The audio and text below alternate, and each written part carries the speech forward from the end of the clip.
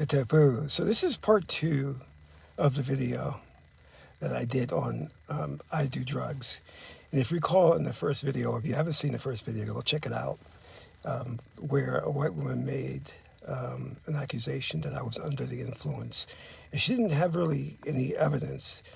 The one thing she pointed out to that I was nicely dressed.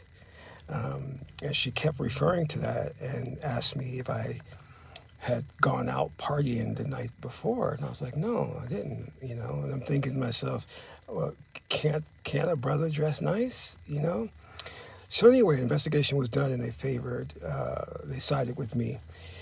And it reminds me of situations where friends have told me that you have to be careful when you're at work not to drive a nice car or look too nice, because white people will get jealous and they want to know, well, how much are you making? But we've seen things like this when it came to Black Wall Street, when white people get triggered, when black people are trying to establish themselves or accumulate a certain degree of affluence or wealth.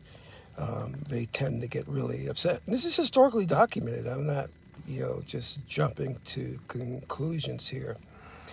So this is just my warning, and just want to give you this advice. It's actually a real thing, and we know from like Emmett Till what happened to him when a white woman said that he had whistled at her, which was false, and they ended up beating the hell out of him so bad that they weren't going to have an open casket because of how he looked. But his mother says, I want them to know what they did to my baby, so I want them to see him.